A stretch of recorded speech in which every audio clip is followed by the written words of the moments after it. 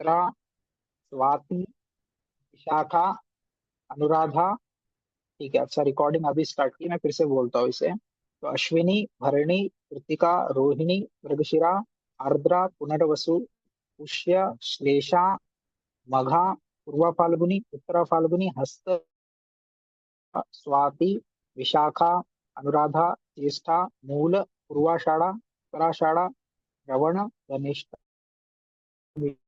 पूर्वा भाद्रपद, उत्तरा भाद्रपद और रेवती। ये आपके 27 नक्षत्र है। इसमें भी जो 27 नक्षत्र है, सप्तविंशति नक्षत्राणि सन्ति। तो सप्तविंशति नक्षत्र, 27 नक्षत्रों के अतिरिक्त भी एक और नक्षत्र है, अभिजीत नक्षत्र। सामान्य रूप से दैनिक गणना में उसकी गणना नहीं होती है।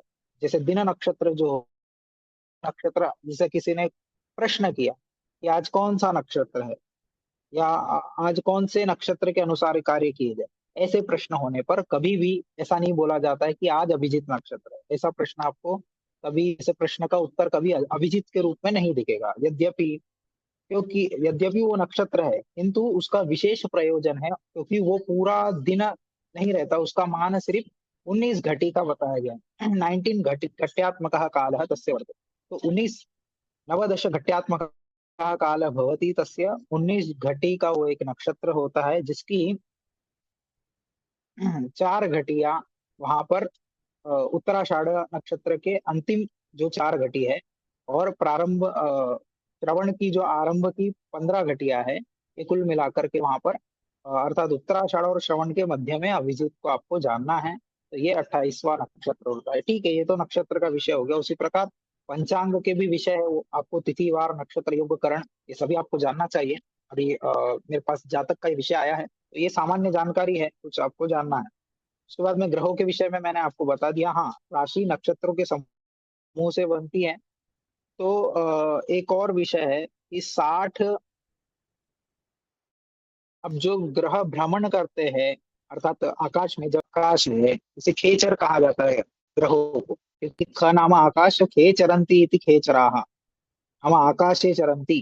ठीक है, तो इसलिए खेचर भी इन्हें कहा जाता है, खेट भी बोलते हैं इन्हें, खेटाः। ठीक है, आकाश में अटन करते, घूमते, भ्रमण करते, इसलिए खेटाः करके भी बोलते हैं इसे। ठीक है, तो ये जो ग्रह है, इनकी ग्रहों की गतियों को नापने की एक पद्धति है, उसका मापन करने की एक पद्धति है। तो उसी में विकला, कला, अंश, राशि, ये सबका समावेश होता है। तो 60 विकला की एक कला होती है, लिख लीजिए, 60 विकला की एक कला होती है, और 60 कलाओं का एक अंश होता है, और ऐसे 30 अंशों की एक राशि होती है, और ऐसी 12 राशियों का एक राशि चक्र होता है, जिसे राशि चक्र कहते हैं, भगण कहते हैं, इत्यादि उसके भिन्न भिन्न नाम हैं। तो ये आपको जानना चाहिए, ये सामान्य विषय है। अब आगे चलते हैं ग्रहों के।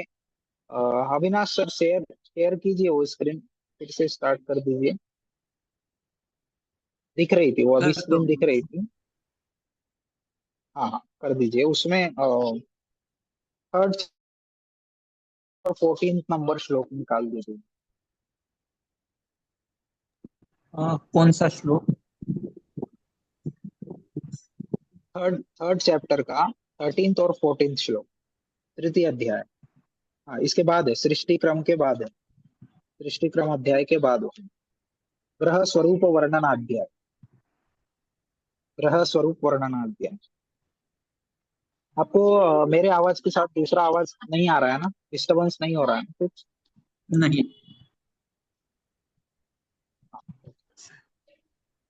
श्लोक नंबर 13th और 14th निकाल दीजिए सर, ग्रह स्वरूप वर्णनाध्याय। सर विकला और कला है, फिर एक बार से कहिए कहिए। कला और विकला का, ठीक है, कह देता हूँ। तो विकला, विकला अर्थात ये ये जो एक मेजरमेंट के लिए यहाँ पर लिया गया है, क्योंकि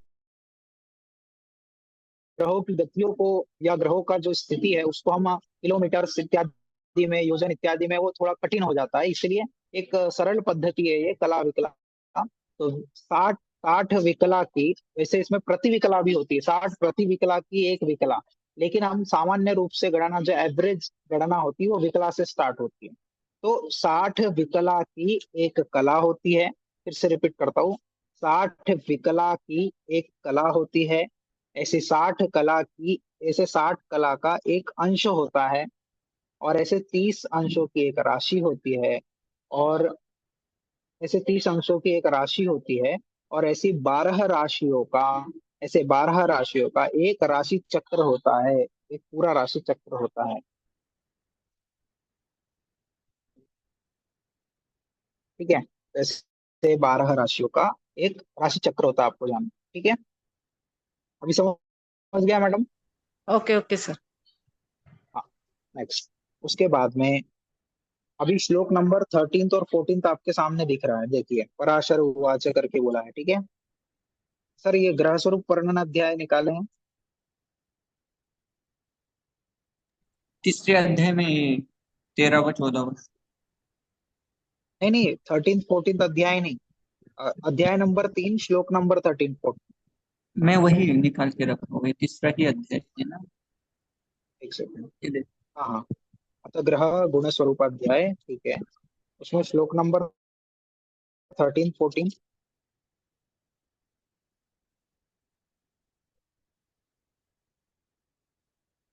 अच्छा, ठीक है। तो थोड़े श्लोक, मेरे पास जो ग्रंथ है उसमें थोड़ा पाठ भेद यहाँ पर दिख रहा है, हो सकता है कुछ परिवर्तन होगा। ठीक है, हम आपके पास जो स्क्रीन पे ग्रंथ है उसे इस करेंगे। सर्वात्मा च दिवानाथो मनः कुमुद बांधवः सत्वं कुजो बुधै प्रोक्तो बुधो वाणि प्रदायकः देवेज्यो ज्ञान सुखदो भृगुर्वीर्य प्रदायकः क्रूरदृग्। उसके बाद में ऋषि भी प्राक्तन ही प्रोक्त छाया सूनुश्च दुखदः रविचंद्रौ तु राजानो नेता ज्ञेयो धरात्मजः बुधो राजकुमारश्च सचिवो गुरु भार्गवौ प्रेष्यको रविपुत्रश्च सेना स्वर्भानुपुच्छकौ एवं क्रमेण वै विप्र सूर्यादीन प्रविचिन्तयेत्। अब क्या बताया है कि ये एक ग्रहों का आत्मादि विभाग बताया गया है। तो इस चराचर जगत की, इस समस्त सृष्टि की जो आत्मा बताई गई है, और या फिर कोई ज्योतिष शास्त्र में भी देखिए, मतलब अब चराचर जगत हमने कह दिया, तो चराचर जगत में सभी आ गए, मनुष्य आ गए, पशु आ गए, सभी आ गए उसमें। तो इस चराचर जगत की जो आत्मा बताई गई है, वो भगवान सूर्य है। ठीक है, तो भगवान सूर्य नारायण ही इस समस्त सृष्टि की आत्मा है। तदनंतर अ, इसलिए वेदों में भी प्रमाण मिलता है, सूर्य आत्मा जगत अस्तस्तु षष्ठ करके वेदों में, पुरुष सूक्त में ये प्रमाण प्राप्त होता है, ऋग्वेद यजुर्वेद आदि में। ठीक है, उसी प्रकार चंद्रमा को मन का कारक बताया गया। मन का, इस चराचर जगत का जो मन है, इस काल पुरुष का जो मन है, वो भगवान चंद्र है, चंद्र नारायण है। ठीक है, तो चंद्र जो है इस चराचर जगत का मन है, मन के रूप में वहां पर स्थित होता है। कौन? चंद्र। तो इसलिए वही पुरुष सूक्त में भी प्रमाण मिलता है, चंद्रमा मनसो जात चक्षु हो करके बोला है ना। तो चंद्रमा मनसो हो, मतलब मन का कारक जो है वो चंद्रमा है। वेद में भी ये प्रमाण माना गया है, तो ये वेदांग है, ये तो आप जानते ही है। ठीक है, तो 6 प्रकार के वेदांग एक बार फिर से रिपीट कर देता हूँ, वेदांग शब्द का मैंने उल्लेख किया है। तो वेद का अंग होने के कारण ज्योतिष शास्त्र वेदांग कहलाता है। तो ऐसे षड वेदांग है, 6 प्रकार के वेदांग बताए गए हैं, 6 वेदांग है, वेद के 6 अंग बताए गए हैं। तो छंद पादौ तो वेद से कहते हैं, तो वेद का जो पैर है, पैर रूपी जो अंग है, वो छंद शास्त्र। छंद पादौ तो वेदस्य अस्तौ कल्पोथ पठ्यते। तो जो हाथ है वेदों के, वो कल्प शास्त्र को बताया गया है। उसके बाद में अस्तो कल्पोत पठ्यते ज्योतिषाम अयनम चक्षु, ज्योतिष जो हो अयनम, अयनम जो चक्षु है, ज्योतिषाम अयनम चक्षु। तो चक्षु जो है, नेत्र जो है, नेत्र रूपी जो अंग है वेद का, वो ज्योतिष शास्त्र है। ज्योतिषाम अयनम चक्षु निरुक्तम श्रोत्र मुच्यते। निरुक्त शास्त्र श्रोत्र है, कर्ण, कर्ण है किसके? वेद पुरुष के। उसके बाद में शिक्षा घ्राणम तो वेदस्य, शिक्षा शास्त्र जो है, एजुकेशन जो है, शिक्षा शास्त्र जो है, वो वेदों की नासिका है। तत्पश्चात मुखम व्याकरण स्मृतम, तो मुख जो है, ये वेद पुरुष के, वेद का मुख बताया गया है, व्याकरण शास्त्र, ये मुख रूपी अंग बताया गया। तो ये 6 अंग है, अर्थात यही 6 शास्त्र है, और यही षड वेदांग के नाम से जाने जाते हैं, 6 वेदांग। के नाम से इसे जगत में आती है। ठीक है, ये आपको जानना है। तो ये सामान्य विषय है, इसको आप लोग ध्यान में रखिए। उसके बाद में इस सृष्टि की आत्मा सूर्य है, मन का जो कारक है वो चंद्रमा है, तदनंतर जो बल बताया गया है वो भौम बताया गया, जो मंगल नामक ग्रह है वो इस चराचर जगत का बल बताया गया। अब बल जो है, देखो वीरता और बल में थोड़ा अंतर है, जानना है। मैं पहले भी कई जगह बताया हूं मैंने कि जो वीरता है ना, वीर्य एक अलग विषय है, बल अर्थात यहाँ पर भुजाओं का बल के विषय में बात कर रहा है। अर्थात जो एनर्जी हम बात करते हैं ना, कि कौन कितना वेट उठा सकता है, युद्ध आदि में कितने युद्ध जीता हुआ है, लड़ सकता है, इत्यादि जो विषय आते हैं। भुजाओं का जो बल होता है, एक हमारे में जो एनर्जी होती है, ताकत होती है, हमारी शक्ति होती है, वो है मंगल। चराचर जगत का जो बल है वो मंगल है। उसी प्रकार जो बुध है वो वाणी है। ठीक है, तो बुध जो है वो वाणी का कारक, हमारी जो वाणी हम बोलते करते हैं, तो उसका कारक जो है वो बुध है। बुध, वाणी का संबंध जो है वो बुध ग्रह से है। उसी प्रकार गुरु, ज्ञान और सुख की राशि जो है वो गुरु है। ठीक है, तो ज्ञान और सुख का जिसके पास भंडार है, ऐसा जो है वो गुरु ग्रह है। और गुरु स्वयं ही देवगुरु बृहस्पति है, तो ऑब्वियसली उनके पास ज्ञान भी है और सुख है। और ज्ञान और सुख ये दोनों का संबंध है, व्यवहारिक रूप से भी हम देखें इसे, तो ज्ञान और सुख का संबंध आपको हमारे व्यवहार में, हमारी प्रकृति में भी देखने मिलेगा। जिस व्यक्ति के पास ज्ञान होता है, जो ज्ञानी होता है, वो अपने जीवन में सुखी होता है, ये आप देखते हैं। ठीक है, और जो अज्ञानी पुरुष है, हमेशा वो दुखों से घिरा हुआ रहता है, अनेक दुख उसके पास होते हैं, ज्ञान की अभाव के कारण में, ज्ञान के अभावतावश वहां पर उसके पास दुख ही दुख होता है। इसलिए ज्ञान और सुख का संबंध है, और अज्ञान और दुख का संबंध है। ठीक है, इसलिए ज्ञान और सुख का कारक है गुरु। तदनंतर शुक्र, शुक्र को वीर्य का कार्य कारण कारक बताया है। वीर्य अर्थात शरीर में हमारे अलग अलग पदार्थ होते हैं, जिस प्रकार से रक्त होता है, अस्थि होती है, मज्जा होती है ना, उसी प्रकार से वीर्य एक शरीर में होता है। तो वीर्य के संबंधित जो भी विषय है, काम इत्यादि जो है, वो सभी का कारक जो है वो शुक्र है। उसके प्रकार, उसी प्रकार आगे देखें तो शनि जो है वो दुख का कारण बताया गया है। ठीक है, दुख इत्यादि, पीड़ा इत्यादि, इसलिए शनि को हम कर्म फलदाता कहते हैं। तो कर्म फलदाता तो अच्छे फल ही देता है वैसे, यद्यपि कुछ दुख भी हमारे जीवन में आता है, वो हम बोलते हैं कि वो सुख के लिए आता है। उसी प्रकार शनि भी, अगर शनि की साढ़े साती हो या फिर शनि की महादशा हो, तो हम देखते हैं कि उस काल में व्यक्ति को अधिक कष्ट होता है, तो वहां पर उसको दुख का भोग करना होता है। ठीक है, तो वो दुख का कारक है शनि। तो ऐसे इस प्रकार से देखा जाए तो ये कुछ विषय बताए गए। आत्मा का कारक सूर्य, चंद्र का, मन का कारक चंद्रमा, बल का कारक मंगल, वाणी का कारक जो है बुध है, ज्ञान और सुख का कारक है और गुरु, शुक्र जो है वो वीर्य अर्थात काम का कारक है, और शनि जो है ये दुख का कारक है, आपको जानना। उसी प्रकार और एक विषय यहाँ पर आगे आता है। तो जो राजानो भानु हिमगु नेता ज्ञेयो धरात्मज बुधो राजकुमारस्य सचिवो गुरु भार्गवो करके बोला है। प्रेष्यको रविपुत्रस्य सेनासुर भानुपुच्छको एवं क्रमेण वै विप्र सूर्यादिस्तु विचिन्तयेत् करके बोला है। अब और एक विषय आ जाता है। हाँ, रहने दीजिए सर, ऊपर वाला ही रहने दीजिए, वहां था अभी जो, हाँ बस यही 13 और 14 के बाद। तो कैसा है कि राजा, अब जो सभी ग्रहों को एक एक पद दे दिया है, ऐसा समझना है आप। हाँ, जिस प्रकार से हमारे कैबिनेट में पद होते हैं, हमारे संसार में हम देखते हैं कि कोई ऑफिस में कोई एक हेड होता है, उसके बाद में कोई उसका सेवक होता है, कोई असिस्टेंट होता है। इस प्रकार से ग्रहों में भी वैसे विषय आते हैं। उस सृष्टि का जो राजा बताया गया है, स्वामी बताया गया है एक प्रकार से, तो वो सूर्य और चंद्र को कहा गया है। तो और भी श्लोक अन्य ग्रंथों में भी मिलते हैं, यथा लघु जातकम में भी मिलता है, राजा रवि धरस्य बुध कुमार करके बोला है। तो राजा जो है वो सूर्य और चंद्र, जैसे यहाँ पे भी दिखाई देगा, रवि चंद्र तु राजानौ, है ना, श्लोक नंबर 15 में दिया है, देखिए, रवि चंद्र तु राजानौ। तो सूर्य और चंद्र जो है इस सृष्टि के राजा कहे गए हैं।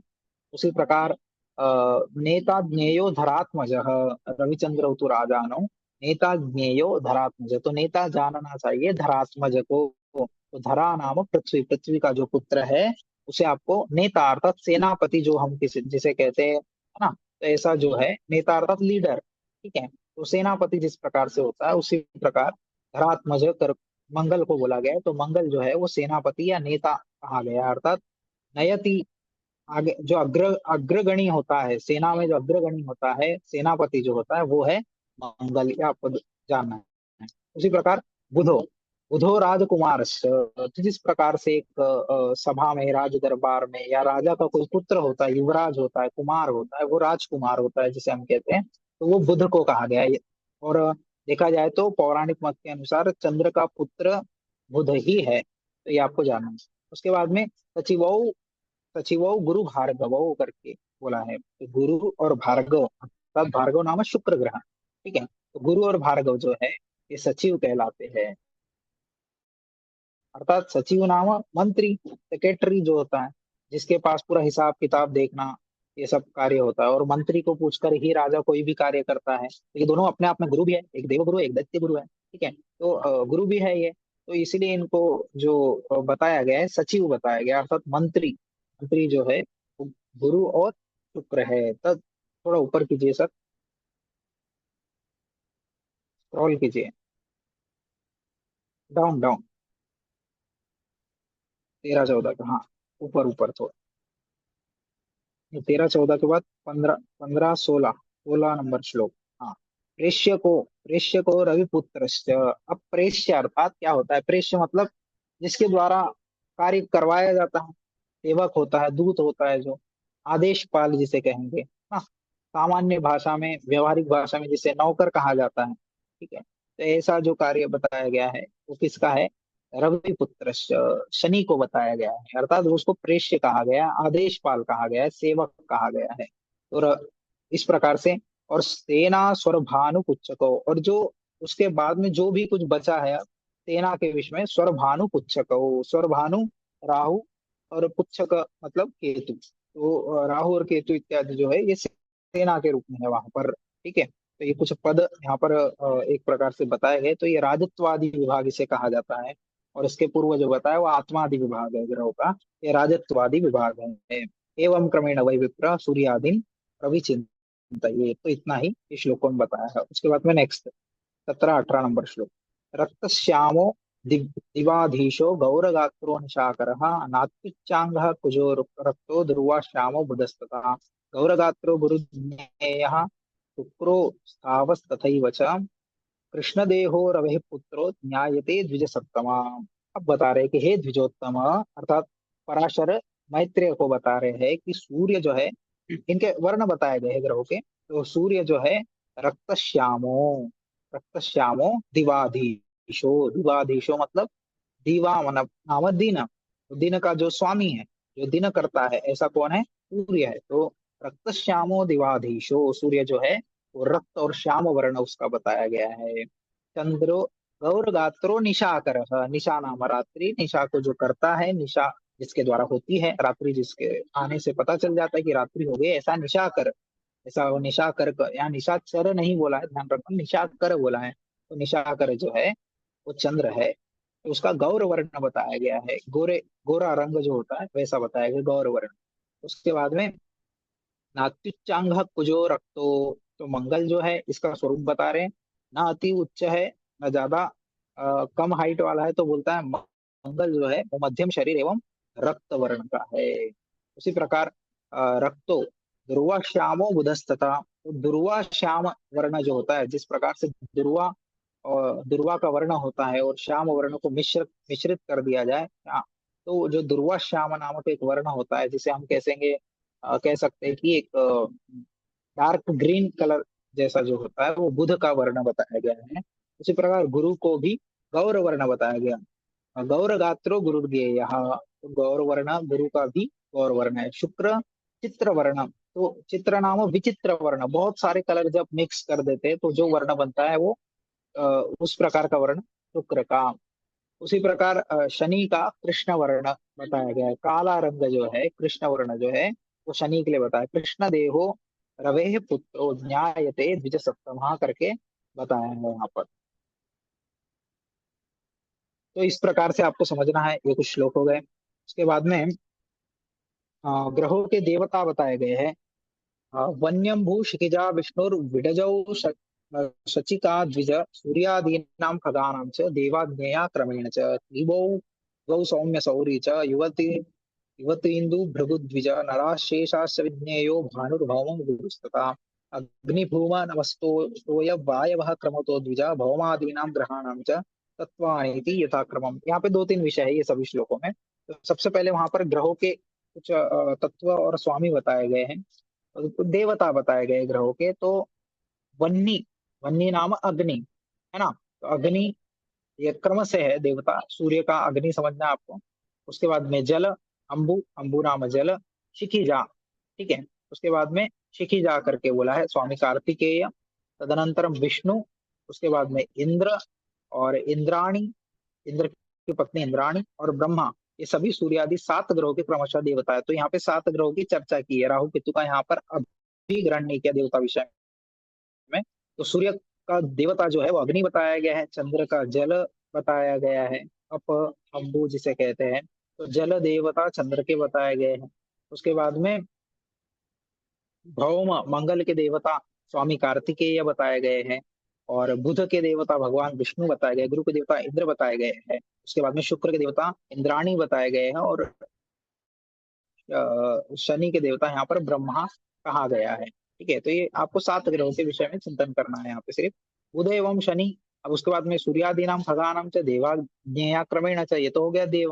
अब आगे बता रहे हैं ग्रहों में भी कुछ कुछ पुरुष ग्रह है, कुछ स्त्री ग्रह है, कुछ नपुंसक ग्रह यहाँ पर बताए गए। तो क्लीबौ द्वौ, क्लीब नाम नपुंसक, ठीक है। तो क्लीब शब्द का अर्थ होता है नपुंसक। तो क्लीबौ द्वौ सौम्य सौरी च, तो सौम्य और सौरी जो है ये नपुंसक ग्रह बताए गए हैं। सौम्य नाम बुध, सौरी अर्थात शनि, शनि का एक पर्यायवाची पद है, मतलब ये और एक अतिरिक्त नाम है सौरी, शनि का नाम, ठीक है। तो सौम्य और सौरी जो है ये क्लीब देवता कहे गए हैं। क्लीबौ द्वौ सौम्य सौरी च युवतीन्दु भृगु द्विज, तो युवती नाम स्त्री, जो स्त्री स्वरूप ग्रह है, स्त्री स्वरूप जो ग्रह बताया गया इंदु और भृगु, ये दो ग्रह स्त्री ग्रह जातक शास्त्र में बताए गए हैं। नराशेषाश्च विज्ञेया भानुर्भौमो गुरुस्तथा, तो बाकी अन्य जो ग्रह है वो नर ग्रह कहे गए। तो शेषाश्च विज्ञा, कौन शेष हो गए, तो भानु, भौम और गुरु। भानु नाम सूर्य, भौम नाम मंगल और गुरु, ये बाकी के नर ग्रह कहे गए हैं, अर्थात ये पुरुष ग्रह है। तो ठीक है, तो सूर्य, मंगल और गुरु ये पुरुष ग्रह है, चंद्र और शुक्र स्त्री ग्रह है, और शनि और बुध नपुंसक ग्रह है, ये आपको जानना है। तो इतना ही यहाँ पर बताया है। उसके बाद में अग्नि भूमि नभस्तो य वायवः क्रमतो द्विज भौमादीनां ग्रहाणां च तत्वानि, तत्वानीति यथाक्रमम्, तो इनके कुछ तत्व बताए गए, ठीक है। अग्नि, भूमि, आकाश, जल और वायु, ये क्रम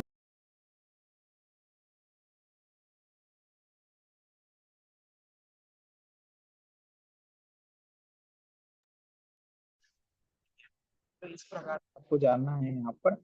अ, अग्नि, भूमि, आकाश, जल और वायु, ये क्रम से अभी यहाँ पर देखो, भौम, भौम का जो तत्व है वो अग्नि तत्व बताया गया, बुध का जो है भूमि तत्व बताया गया, गुरु का जो है आकाश तत्व बताया गया है, शुक्र का जल तत्व बताया गया है, और शनि का वायु तत्व बताया है। सर आगे लीजिए ऊपर, गुरु शुक्रौ विप्रवर्णौ, गुरु शुक्रौ विप्रवर्णौ उजार, उजार, उजारकौ क्षत्रियौ द्विज, उजारकौ क्षत्रियौ द्विज, शशि सौम्यौ वैश्यवर्णौ शनि शूद्रो द्विजोत्तम, जीव सूर्येन्दवः सत्वं बुध शुक्रो रजस्तथा, सूर्यपुत्र धरा पुत्रो तमः प्रकृतिकौ द्विजा। अब यहाँ पर ग्रहों का वर्ण बताया गया, जैसे जिस प्रकार से हम ब्राह्मण, क्षत्रिय, वैश्य, शूद्र आदि जो वर्ण देखते हैं, उसी प्रकार ग्रहों का भी विभाजन किया गया है। तो गुरु और शुक्र को, गुरु और शुक्र का विप्रवर्ण बताया गया, अर्थात ब्राह्मण वर्ण गुरु और शुक्र ग्रह का है।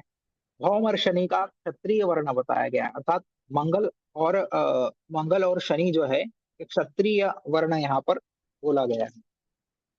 कुछ ग्रंथों में यहाँ पर थोड़ा इसके हिंदी ट्रांसलेशन में थोड़ा भेद दिख रहा है, यद्यपि वहां पर शनि नहीं होना चाहिए, भौम और शनि ना होकर के वहां पर भौम और सूर्य होना चाहिए, अर्क होना चाहिए। तो सूर्य और मंगल आपको क्षत्रिय ग्रह समझना चाहिए, क्षत्रिय ग्रह सूर्य और मंगल है, यहाँ पर थोड़ा मिस्टेक है प्रिंट में। ठीक है, तो बुध और यहाँ पर आपको सूर्य और मंगल जाना चाहिए। ठीक है, गुरु शुक्र विप्रवर्ण है, भौम शनि ना लेकर के आपको ध्यान रखना है। करेक्शन कर लो, यहाँ पर मैं रिपीट कर रहा हूँ, भौम और शनि ना होकर वहां पर भौम और सूर्य होना चाहिए। तो सूर्य मंगल या मंगल सूर्य जो है ये क्षत्रिय ग्रह कहलाएंगे, ध्यान रखना है आपसे। उसके बाद में चंद्र और बुध, शशि सौम्यो वैश्य वर्ण, चंद्र और बुध जो है ये वैश्य वर्ण है। तदुपरांत शनि जो है, शनि शूद्रो द्विजोत्तम, और शनि जो है वो शूद्र वर्ण है। ठीक है, तो यहाँ पर शनि बराबर लिखा है, देखिए शूद्र वर्ण, शनि पहले रिपीट हो गया, तो अर्थात शनि की जगह वहां सूर्य आपको ऐड करना है, ये नोट कर लेना। श्लोक नंबर 22 में। ठीक है, तो गुरु और शुक्र विप्रवर्ण, भौम और सूर्य क्षत्रिय वर्ण, चंद्र और बुध वैश्य तथा शनि जो है ये शूद्र वर्ण वाले होते हैं। उसके बाद में गुरु रवि और चंद्र जो है, अब इनके त्रिगुण के हिसाब से भी जो सत्व रज और तम बताया गया है, सत्व रज तम में भी तीनों गुणों को इन ग्रहों में विभाजित किया गया है। तो गुरु रवि और चंद्र जो है ये सत्व प्रकृति वाले हैं। बुध और शुक्र जो है रजोगुण प्रकृति बताई गई है इनकी, तथा भौम और शनि जो है ये तम प्रकृति ग्रह बताया गया है। ये भी एक सामान्य विषय है, थोड़ा जानकारी रखनी है तो देख लीजिए। गुरु रवि और चंद्र जो है सत्व प्रकृति प्रधान ग्रह है, बुध और शुक्र जो है रजोगुण प्रकृति प्रधान ग्रह है, और भौम और शनि जो है ये तम प्रकृति प्रधान ग्रह है, ये आपको जानना है। उसके बाद में फिर सर, से, जी बोलिए, भौम भौम मीन्स व्हाट? क्या बोले, फिर से रिपीट कीजिए। भौम भौम भौम भौम म्हणजे नाम, काय?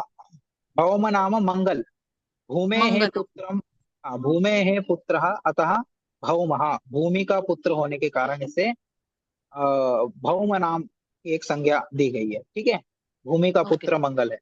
ओके। ओके। इसके बाद में ग्रहों का स्वरूप बताया गया है, नवग्रह का स्वरूप है। ये सामान्य विषय है, इसमें कुछ विशेष नहीं है।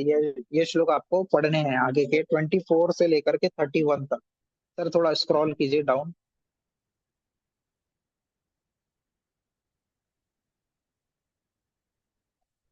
हाँ, 24 से 31 तक और डाउन कीजिए थोड़ा। हाँ, तो यहाँ पर देखिए, यहाँ पे कुछ नहीं है, सिर्फ ग्रहों का स्वरूप बताया गया है। मधु के समान पिंगल, चौकोर दृष्टि, मतलब कौन कैसा दिखता है, किसका कैसा स्वरूप है, किसका किसके मतलब क्या होता है कि जब जिस ग्रह की बल बल अधिकता जैसी होती है ना, वैसा ही स्वरूप उस जातक का भी होता है। मतलब जो जन्म लेने वाला व्यक्ति है उसका स्वरूप इत्यादि, ये जो यहाँ पर ग्रहों का स्वरूप बताया गया है, तो जिसके जन्मांग चक्र में, जिसके जन्म काल में जिस ग्रह का बल इत्यादि अधिक होगा, जिस ग्रह का प्रभाव उस व्यक्ति पर ज्यादा होगा, उसी के वशात उस व्यक्ति का स्वरूप भी होता है। तो उसी कारण यहाँ पर एक विषय बताया गया है। तो ये पढ़ने वाला विषय, इसमें कुछ विशेष नहीं है। अगर इसमें आप कुछ नहीं समझता है तो आप मुझे नोट करके क्वेश्चन पूछिएगा बाद में। ठीक है, तो इतना विषय आपको जानना है। 24 से 31 आपका स्वाध्याय है, आपको ये पढ़ना है। ठीक है, और नेक्स्ट क्लास में आपको यदि कुछ डाउट है तो वो मुझे पूछना है, तो हम आगे बढ़ेंगे। ठीक है, आगे ले लीजिए सर। श्लोक नंबर 32, यस। अस्थि रक्तस्तथा मज्जा त्वमेदो वीर्यमेव च स्नायुरेते धातवस्यु सूर्यादीनां क्रमाद्विज। अब ग्रहों की कुछ धातु के विषय में बताया जा रहा है। तो अस्थि अर्थात हमारी जो हड्डियां होती, बोन्स होते हैं, हड्डी, रक्त, मज्जा, त्वचा, मेदा, वीर्य तथा स्नायु, ये 7 सूर्य आदि ग्रहों के क्रमशः धातु, अर्थात अस्थि का जो हड्डी जो होती है, बोन्स होता है, उसकी ये सूर्य की धातु बताई गई है, अर्थात उसका संबंध सूर्य से, अर्थात हड्डी से, अस्थि से संबंधित कुछ रोग इत्यादि आपको होता है, कुछ प्रॉब्लम्स होता है, तो आपको सूर्य का विचार करना चाहिए कि सूर्य की स्थिति क्या है ना। सूर्य यदि पाप ग्रहों के साथ होगा, कुछ प्रॉब्लम्स है, तो ये सूर्य की धातु बताई गई, तो सूर्य को देख करके आप इसका उपाय कर सकते हैं, ऐसा यहाँ पर आपको जानना चाहिए। तो ये फलादेश में ये सब विषयों का कार्य है, इसलिए आपको ये अभी ध्यान में रखना है कि अस्थि जो है, अस्थि का संबंध सूर्य से है, रक्त का संबंध यहाँ पर तो ये सूर्यादि अस्थि रक्तस्तथा मज्जा त्वमेदो वीर्यमेव च स्नायुरेते धातवस्यु सूर्यादीनाम क्रमाद्विजा। अब सूर्यादीनाम क्रमाद्विजा करते हैं, सूर्यादि ग्रह का क्रम है सूर्य आदि में, अर्थात सूर्य, चंद्र, मंगल, बुध, गुरु, शुक्र, शनि, क्योंकि 7 ग्रह का बोला है यहाँ पर, इसलिए सूर्यादि क्रम से ये 7 ग्रहों को थी। जो हमारा वार का क्रम है वही आपका सूर्यादि ग्रहों का क्रम यहाँ पर बताया गया है। तो हड्डी का संबंध सूर्य से, रक्त का वहां पर चंद्र से, मज्जा का संबंध मंगल से, त्वचा का बुध से, और मेदा का यहाँ पर आपको समझना है गुरु से, वीर्य का संबंध शुक्र से, और स्नायु का संबंध जो है ये आपको शनि से समझना चाहिए। ये सामान्य विषय, ये शरीर विज्ञान है, सामान्य विषय है, आप लोग जानते हैं। त्वचा क्या होती है, अस्थि क्या होती है, रक्त क्या होता है, मज्जा क्या होती है, ये शरीर के भीतरी विभाग है, सब शरीर के आंतरिक विषय है ये सब, ये आपको जानना है। इसके बाद में मंदिर देवालय पयोवन्ही क्रीड़ादीनाम तथैव च कोशशय्या द्यूतकराणाम ईशा सूर्यादय क्रमान। अब सूर्यादि ग्रह कौन कौन से स्थान के स्वामी है, तो देखिए, तो देवालय, देव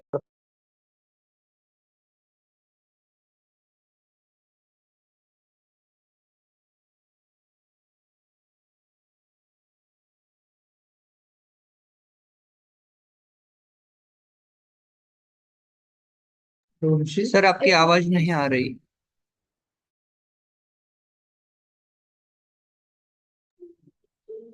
आपका आवाज नहीं आता है।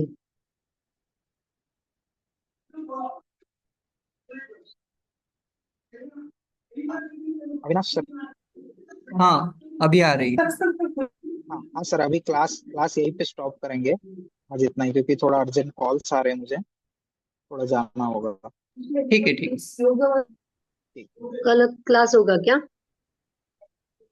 आ, कल कल मॉर्निंग में आप लोग ज्वाइन कर सकते हैं, मॉर्निंग कितने बजे? 10:30 टू 11:30। नहीं सर, फिर नहीं हो पाएगा। नहीं,